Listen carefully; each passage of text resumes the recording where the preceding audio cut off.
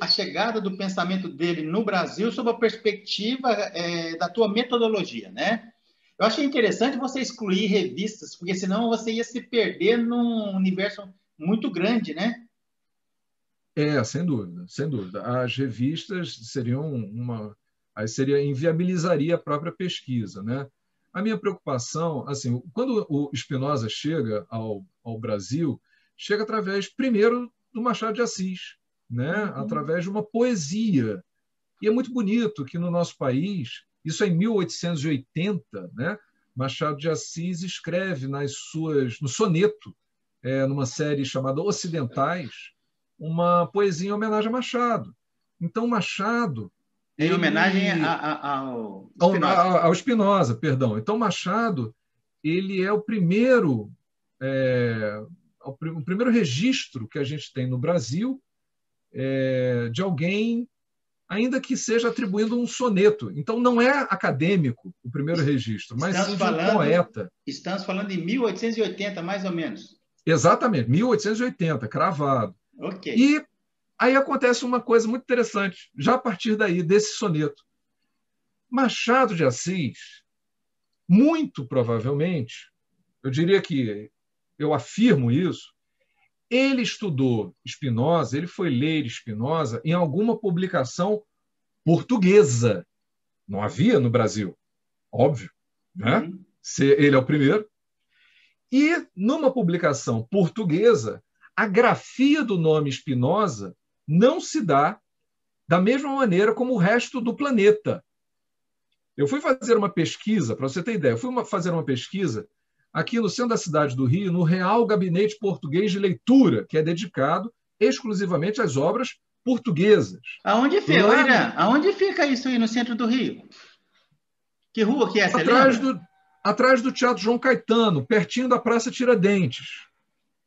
Okay. Ou você pode chegar pela praça, ali onde é o IFIX, a Faculdade de Ciências Humanas da UFRJ. Ô, Irã, e é aberto ao público ou só a pesquisadores? Aberto ao público, a qualquer um que queira visitar. Aliás, o espaço é lindíssimo, né? Vale muito a pena a visita, ainda que seja para curtir algumas fotografias. É um espaço lindo. Você chegou aí lá na Biblioteca Nacional fazer pesquisa?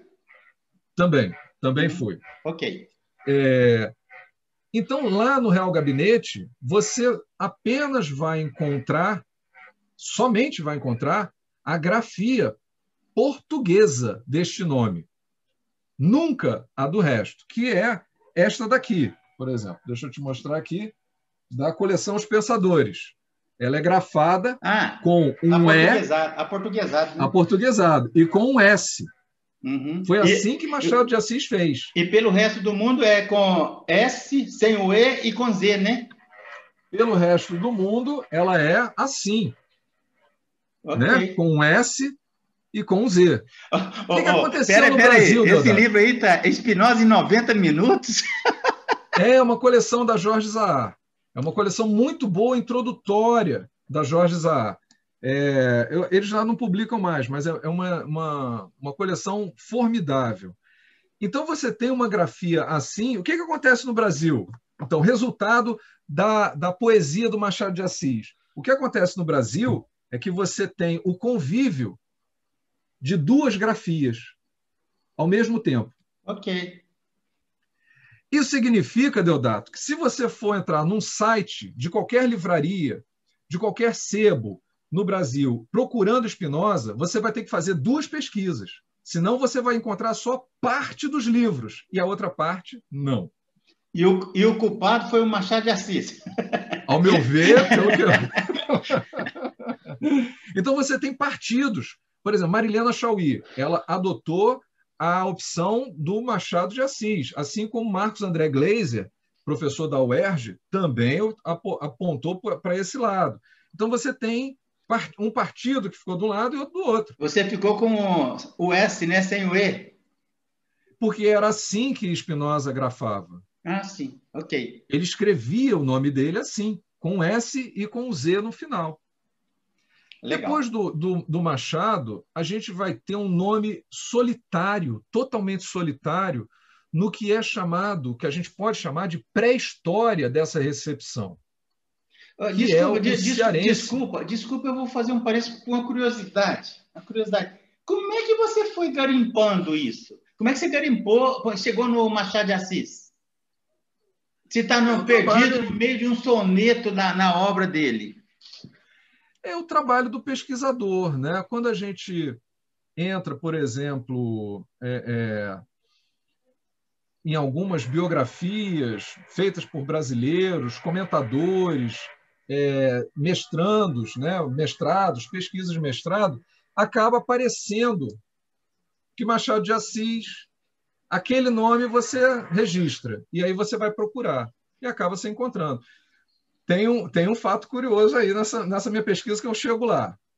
Eu vou chegar lá, que é Nise da Silveira. Deixa eu te dizer, então, da pré-história. Né? A pré-história dessa recepção se dá com um cearense da Serra da Ibiapaba, lá de Sobral, o bacharel Farias Brito. Não havia faculdade de filosofia no Brasil. Isto é, 1895, Farias Brito lança o segundo volume de uma obra chamada Finalidade do Mundo. O Farias Brito deve ter estudado em Portugal? Não. O que acontece? Farias Brito, em 1823, é proposto pela primeira vez a construção de faculdades, uma em São Paulo e outra em Olinda. Faculdade de Direito, não era? Elas vão de Direito, sempre de Direito, porque até então tinha que se estudar lá fora. Em Coimbra, isso vai ser levado a cabo. Viu, Ira? Coimbra. Ele ia para Coimbra. Coimbra, claro. Então, é fundada, essas duas escolas são fundadas, né? Depois, aquela 1854, ela sai de Olinda, vai parar em Recife e se torna a Faculdade de Recife, né? Faculdade de Direito de Recife. É aí que Farias Brito, Clóvis, Bevilacqua, Assis Chateaubriand, um monte de gente vai sair daí, vai sair dessa escola. E é aí que acontece a formação desse bacharel cearense, que é o Farias Brito. Ele é um ponto isolado, totalmente isolado. Depois que ele escreveu sobre Spinoza, nós temos 50 anos em silêncio total. Você não tem que pesquisar, você não tem que falar sobre Spinoza, não tem nada. Ele escreveu muito sobre Spinoza ou pouco? Esse livro, quer dizer, A Finalidade do Mundo, hoje, é um objeto apenas de quem faz o que a gente pode chamar de arqueologia do saber. É uma obra rara, uma obra que você vai encontrar nas principais bibliotecas do país. A PUC aqui do Rio tem um exemplar. São 3 volumes, escritos, cada volume no intervalo de mais ou menos 2 anos, e elas abraçam diversos filósofos. É a primeira vez no Brasil que nós temos alguma introdução a um filósofo, né? Não só Spinoza, mas lá está, por exemplo, John Locke e vários outros, né? É um trabalho de coragem, é um trabalho de enorme ousadia. Por quê? Porque Farias Brito tem uma enorme dificuldade de encontrar fontes. Eu tenho para mim que ele não leu boa parte da obra de Spinoza. E que ele não teve acesso a mais do que 2 ou 3 comentadores. Por que você afirma isso? Por que você afirma pelas isso? Notas. Primeiro, pelas notas de rodapé. Você vai vendo os comentadores que ele utiliza. Segundo, que ele só faz menção à ética, basicamente. A ética de Spinoza, sendo que Spinoza não tem apenas essa obra. Né? O Tratado da Emenda do Intelecto, o Tratado Teológico Político, o Tratado Político, correspondências. Spinoza, nós temos aí um livro só de correspondências. São 88 correspondências. Você sabe que é fonte para a filosofia. Sim. Você sabe que eu tenho uma curiosidade com relação a correspondências? Elas são muito utilizadas. Muito utilizadas. O Abelardo, um filósofo medieval, ele foi castrado. Claro. Porque ele tinha se envolvido com a Heloísa lá, filha de um padre, e o padre mandou castrar ele. E tem assim uma quantidade de cartas trocadas pelos dois. Inclusive, são meio questionadas. Mas, assim, eu fico muito curioso como, ao longo dos séculos, muitas cartas são preservadas, sabe? Fundamental, fundamental. Se você for estudar as bases para os atos da Inquisição no período medievo, você vai estudar as cartas de Santo Agostinho. Epístolas, né? A Bíblia não é cheia de epístolas? Epístolas de Paulo aos Coríntios, aos Tessalonicenses. E isso não é apenas uma coisa da antiguidade. Nós temos publicado pela Unesp, por exemplo, em 2 volumes, as cartas de Charles Darwin, né? Ou a troca de cartas, por exemplo, entre Freud e Einstein, porque Einstein está preocupado com o que está acontecendo na Europa, no entre guerras, judeu, e ele pergunta para Freud, judeu, no entre guerras, o que há com a alma humana, porque o objeto de estudo de Einstein não é esse. E é muito bonito isso. Ele fala, doutor, eu não sei sobre isso. E Freud, então, fala muito bem sobre isso. Será que é verdade, quando perguntaram para o Einstein se ele acreditava em Deus, e ele falou que acreditava no Deus de Spinoza? Você ouviu falar isso? Olha, bem plausível. Né? Isso corre assim. Bem plausível. Tá bom, vamos voltar lá. Então tá. Você chama de antiguidade? Como é que foi o termo que você usou? A pré-história. A pré-história. Isso é classificação sua, né? Minha, sim, a pré-história. Por quê, Deodato? Esse material ficou para a história. Ele não é objeto do qual você não vai estudar Spinoza a partir de Farias Brito. Você não vai fazer isso. Não vai dar certo. Né? Você vai, a partir de Lívio Teixeira, aí este nome, sim, inaugura a história acadêmica da recepção desse pensador Spinoza no Brasil. Então, resumindo... O Lívio Teixeira viveu em que época? Vamos lá. Então, você me diz assim, Irã, quando é que acontece a primeira recepção do Spinoza no Brasil? Eu acabei de te dar 3. Uma poética, Machado de Assis, 1880. Ok. Uma segunda, acadêmica, porém, sem interlocutores, sem leitores, sem uma pesquisa vigorosa, sem o que é a robustez da academia brasileira que hoje nós temos. Isso em 1895. E aí vem Lívio Teixeira, que é quem? Lívio Teixeira é um dos primeiros professores da USP. A USP é inaugurada em 1934. Nossa, Lívio tivemos Teixeira, aí 50 anos quase. 50 anos de intervalo. Então, nós precisamos de uma construção de um campo acadêmico, não só de um campo acadêmico, mas também de livro, de biblioteca, de editores. Né? Machado de Assis teve um grande editor, né? E mesmo assim vendeu 800 exemplares. Isso era um sucesso total na época, 1860 e pouco.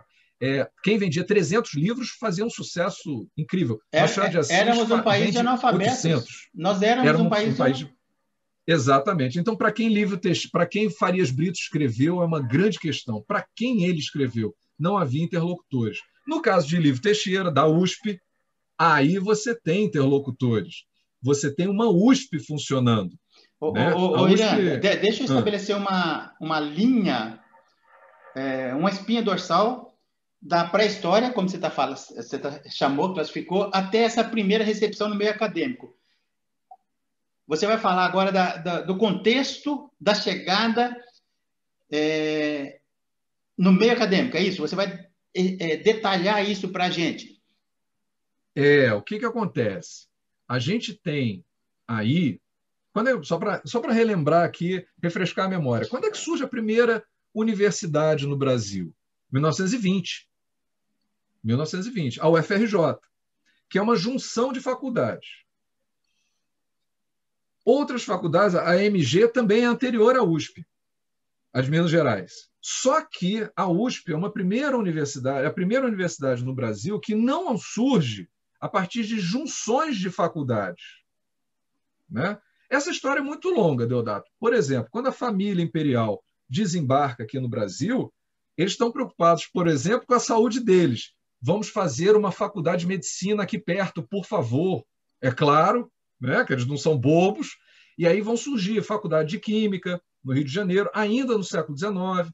Então, toda uma construção. Os jesuítas são expulsos pelo Marquês de Pombal. Então, você tem todo um caminhar. Em 1920, a gente tem a primeira universidade. Aí no Rio de Janeiro. Aí no Rio de Janeiro. No Rio de Janeiro.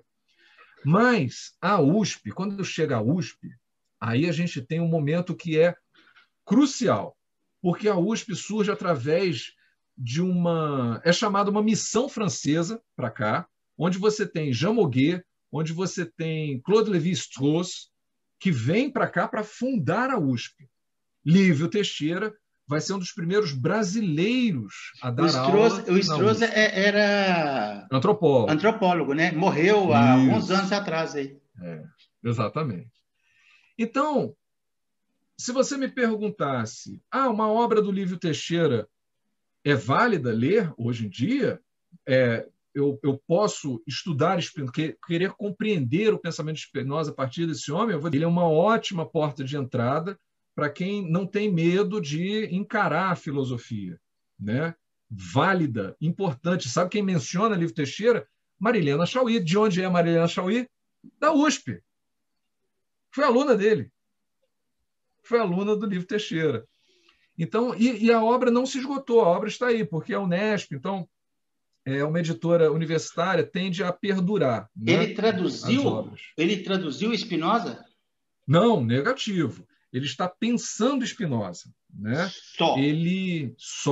Mas ele leu toda a obra do Spinoza? Olha, pelo que eu vi da obra de Lívio Teixeira, ele teve acesso, não vou te dizer toda, mas tudo que é relevante, sim, sem dúvida nenhuma. Então, ele articula obras. Ele articula... Aliás, essa é uma defesa dele, né? Que toda a obra do Spinoza é coerente. Né? É uma posição específica do Lívio Teixeira. Há discussões. Peraí. Achei interessante isso. Vamos botar lá no Agostinho. O Agostinho fez as retratações no final. Ele reviu a obra dele e então o Spinoza foi coerente, porque é natural uma evolução no pensamento de um filósofo. Ele teve coerência do começo ao final. Você se lembra em que período de tempo ele escreveu as obras dele? Você chegou a ver isso? Bem, o nosso filósofo Spinoza, né, que nasceu em 32, ele começa a escrever aí que vem o problema, né? Aos 18 ou aos 20. Porque o que acontece, Deodato? E ele vai escrever até morrer, até 1677, que é onde ele morre. Ele começou cedo, hein? Olha para você ver, seria natural que ele, ao longo do tempo, discordasse de alguma coisa que ele tivesse escrito aos 18, mas não aconteceu. A gente tem uma obra, por exemplo, que é chamada de Breve Tratado, que é uma obra que alguns consideram que não é dele. Tá. Porque ela apareceu quase um século depois da morte dele. E ela tem alguns pequenos problemas que não parecem muito... Mas Lívio Teixeira diz, e assume como tal. É uma posição aceitável. Okay. A academia não briga com isso, não. Agora, dentro do restante da obra dele, além do Breve Tratado, quando a gente vai nas minúcias, por exemplo, do Tratado sobre o Intelecto, a gente vê algumas sutis diferenças em relação à ética. Mas só isso. Sinceramente, agora, você tem que levar em conta que ele viveu pouco, Deodato. Uhum. Ele viveu 40 e poucos anos. 44. Ele morreu pobre. Morreu pobre, morreu no sótão da casa de um amigo, com pouquíssimos pertences, pouquíssima roupa. Ele vivia em situação de exclusão social, né? Ele teve fama com o Tratado Teológico Político, mas uma fama que não levou ele a uma situação financeira muito boa, não. Né? Uhum. Então ele morava no sótão e morreu silenciosamente. E o pensamento Né? dele ficou no subterrâneo durante vários séculos, então. Era mal visto, né? Era mal visto por não só porque quando a gente fala, alguns filósofos foram mal vistos por teólogos, pela igreja e tal. Filósofo, no caso do Spinoza foi mal visto por filósofos também, né? Em função de quê? Pois a questão de Deus é uma questão muito cara a ele, né? Essa filosofia imanentista, da imanência, onde tudo pertence a uma só, quer dizer, tudo é uma substância, nós somos modificações dessa substância apenas, mas somos essa substância. Então, eu, você e a sua cadeira aí, e este computador, são apenas modificações de um uno. São modos como nós vemos as coisas, né? Como se fossem independentes, como se fossem separadas. Ele não vê assim. Então, a posição dele diante... Isso tem implicações para a filosofia política dele. Né? Isso parece uma metafísica distante e que não provoca consequências, por exemplo, no campo político, é um ledo engano. Né? Então, o pensamento político de Spinoza se torna muito interessante de se ler. Né? Ele é um grande... ele é um homem que luta contra a tirania, mas tem que se levar em conta a metafísica que sustenta o pensamento político. Né? Fica Ok. claudicante você ter um pensamento político do Spinoza sem compreender esta metafísica imanentista que eu assumo. Eu entendo assim, é um pensamento contra-intuitivo, é meio estranho compreendê-lo num primeiro momento.